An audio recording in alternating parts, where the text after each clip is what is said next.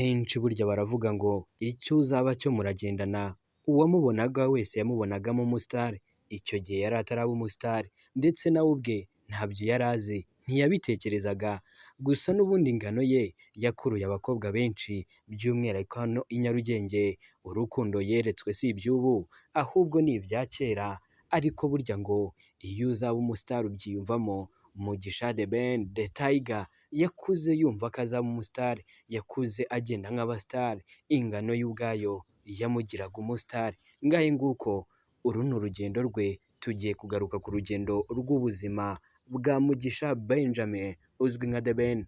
Uyu nguyu akaba yarakoze amateka yagiye akora nta wundi wigeze ayakora, uyu yakoreye ubukwe muri Kigali Arena, nta wundi muhanzi nyarwanda n'umwe wigeze ukora ayo mateka ngo akore ubukwe mu nzu nyubako nk'iriya, koko niwe wenyine, nta wundi, yitwa The Tiger, akundwa n'abakobwa benshi nubwo ari umugabo, amatuza yakurura abakobwa benshi b'i Nyarugenge, si ab'i Nyarugenge gusa n'ab'imahanga baramutangarira. The Tiger niko yiyita, nyemerera nanjye nkubwire ibigwi n'amateka by'uyu mugabo wubatse amateka muri muzika, uzwi cyane muri muzika mu ndirimbo zigiye zitandukanye. Uwavuga ko we na Meddy ari bo bayoboye umuziki nyarwanda, nubwo muri iyi minsi uwitwa Bruce Melody akomeje kugenda azamuka ndetse bamwe na bamwe bakagenda bahamya ko ari we mukuru, ari we ubarusha, ariko nanone iyo tugiye ku bihangano byabo, iyo tugiye kwifashisha imibare tukareba aba batatu ninde urenze, nahereye kuri Meddy nshingiye cyane kuri YouTube, cyane ko Ngabo Jobert Meddy nakubwiyeho niwe muhanzi nyarwanda wenyine rukumbi ufite indirimbo yarebwe n'abantu barenga miliyoni 100 kuri YouTube, ni nawe wenyine ufite abantu bakoze subscribe benshi kuri YouTube. Ibi nibyo nashingiyeho mugira uwa mbere, nubwo asigaye aririmba gospel ariko n'ubundi indirimbo akora zirakundwa cyane. Ariko kuri iyi nshuro njye ntabwo ngiye kugaruka kuri uyu nguyu, ahubwo ngiye kugaruka kuri Mugisha Benjamin The Tiger. Byinshi utabwiwe kuri The Ben, byinshi utari uzi kuri we. Uyu muririmbyi Mugisha Benjamin azwi ku izina rya The Ben, yavutse ku itariki ya 9 Mutarama mu 1988. Uyu yavukiye i Kampala muri Uganda, ni mwene Jean Bonima ndetse na Esther Mbabazi. The Ben ni umunyamuziki uririmba injyana ya R&B ndetse na pop, ni uwa kabiri mu muryango w'abana batandatu, muri abo hakaba harimo na Green P ukora injyana ya hip hop. Ni umuhanzi w'amateka muri muzika nyarwanda, ararya akiyambika agasusurukana, amasomo menshi muri Amerika yarayakurikiranye, byose abikesha umuziki yihebeye. Ndetse Iris Rwanda TV tugiye kukubwira byinshi bitandukanye. Ese The Ben yazamutse ate? Byagenze gute? Ni iyihe nzira yaciyemo? Ese yari yoroshye? Byose nibyo ugiye gukurikirana muri iki kiganiro.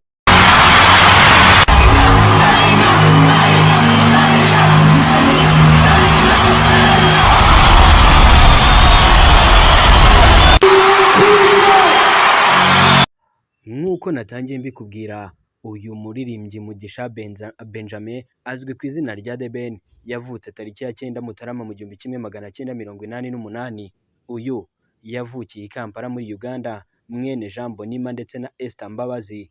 Nk'uko nabikubwiye, afite abavandimwe be batandatu, ariko n'umwana wa kabiri akaba avukana na Green P ukora injyana ya hip hop. The Ben uyu nguyu akaba akora byinshi utaruzi, byinshi by'umwihariko abantu benshi bibazaho. Kwinjira muri muzika amaze kubamo ubukombe byaturutse ku babyeyi be bamufashije ndetse bakamukundisha kujya gusenga cyane, biza gutuma yinjira muri korali y'abanyempano n'abandi banyamuziki bubatse izina mu Rwanda nka Meddy, Lick Lick ndetse n'abandi batandukanye, barimo Nikora watunganyaga amajwi n'amashusho by'indirimbo zabo. The Ben akaba yarinjiye muri muzika isanzwe, biza no kumuhira akora alubumu yise Amahirwe ya mbere, yasohoye indirimbo nyinshi nk'iyitwa Amahirwe ya nyuma, Wigenda, Uzabuza yakoranye n'uwitwa Roger, n'izindi zinyuranye zatumye yigarurira imitima ya benshi. Indirimbo yamenyekanyemo cyane ni Amaso ku maso. Iyi ndirimbo yayisohoye mu mwaka wa 2008.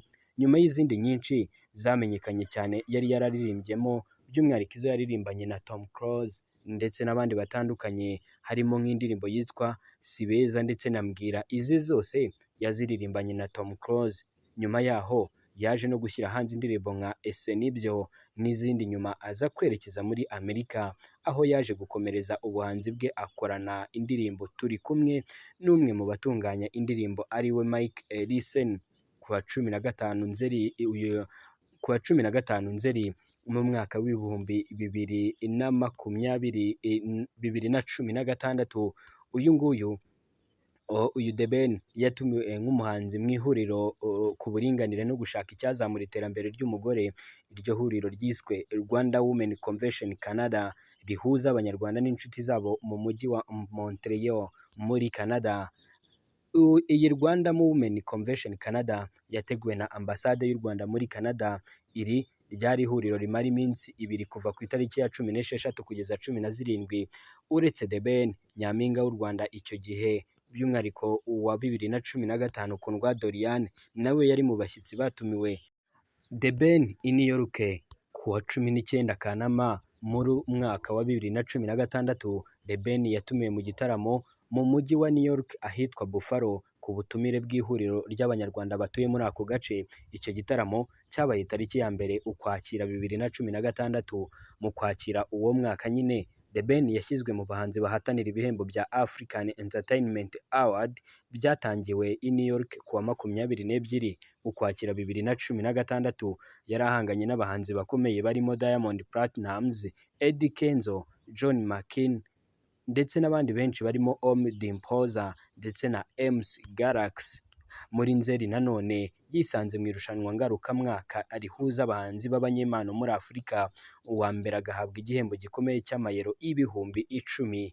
The Ben yari kumwe n'umuhanzikazi Angel Mutoni ku rutonde rw'abahanzi 10 bo muri Afurika batoranyijwe guhatanira igihembo cya Prix Découverte gitangwa na radiyo mpuzamahanga y'Abafaransa.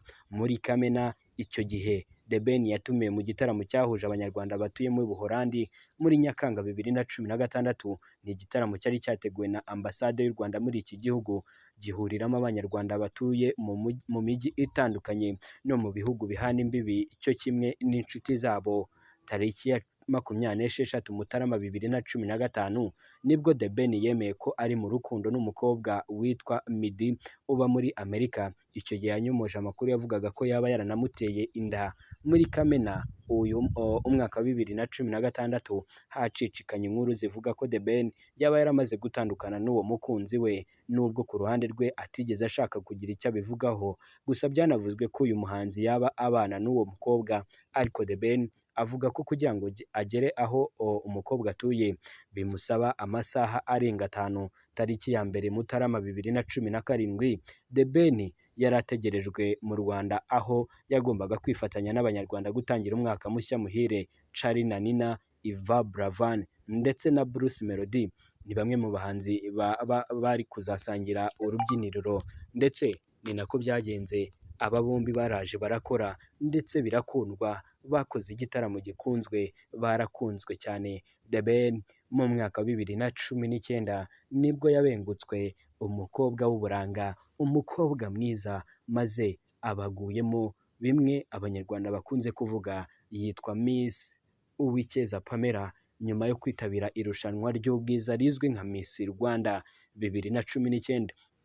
Uyu The Ben yabonye uburanga bwa Pamela maze nawe ati ngombe ngereyo, ngombe nkora ibishoboka byose maze nzasezerane kubana akaramata na Uwicyeza Pamela. Nibwo yageze mu rukundo n'uyu mukobwa mu mwaka wa 2021 birashyuha. Reka 2022 yose nayigarukaho, urukundo rwaragiye rurashyuha, barakundana bimwe birenze, maze umwaka ushize baza kujya mu rukundo bya nyabyo. Noneho bajya mu rukiko, nubwo barugiyemo mu ibanga, bakoze urukundo rukomeye, urukundo rwanditswe henshi, maze bifashishije BK Arena mu kwezi kwa 12 baza gusezerana. Ndetse niwe muhanzi wenyine wari ukoze aya mateka yo gufata Kigali Arena, ubu ngubu yitwa BK Arena, arayifata arayikubita arayuzuza. Ubukwe bwe bwaciye online, niwe muhanzi wenyine wakoze amateka. Ibaze BK Arena, abasitari batandukanye, abahanzi batandukanye, abanyapolitike batandukanye, abakinnyi b'umupira w'amaguru n'abandi benshi. Uyu The Ben The Tiger ni The Tiger koko, yakoze amateka. Umuziki we ntuzibagirana, ndetse ibi ngibi babyibukira ku ndirimbo ze nyinshi, harimo izitwa Vazi ndetse n'izindi nyinshi zitandukanye. Uyu muhanzi yagiye akora zigakundwa. Uyu muhanzi akunze kugirana ibibazo na Bruce Melody muri iyi minsi uri kwiyita uwa mbere mu Rwanda, ariko benshi ntabwo babihurizaho nawe, kuko benshi bakunze kumubwira ko atari yakora ibyo The Ben ndetse na Meddy bakoze, cyane ko igikundiro bari bafite, igikundiro bafite kugeza ubu Bruce Melody atari yakigeza. Gusa atanga icyizere, ariko nanone njyewe nashingiye ku mibare maze nondeka abahanzi bakomeye mu Rwanda, ariyo mpamvu nahereye kuri uwitwa Ngabo Jobert Medali Meddy, maze nkurikizaho Mugisha Benjamin The Tiger. Ku nshuro ya gatatu nzakubwira Bruce Melody, itaha iwacu Bruce nk'uko azwi ku mazina ye. Uyu Bruce Melody akaba ari umwe mu bahanzi nawe bakomeje kwigarurira imitima y'abanyarwanda benshi. Nyemerera ngushimire wowe twabanye muri iki kiganiro. Niba hari uwo wifuza ko nazakugarukiraho, nyandikira muri comment umbwire ngo ndashaka ko umbwira kuri runaka. Njyewe icyo nshinzwe ni ukubigutunganyiriza, maze mu masaha makeya nkaba ndabikuzaniye bisobanutse neza. Ndagushimiye cyane.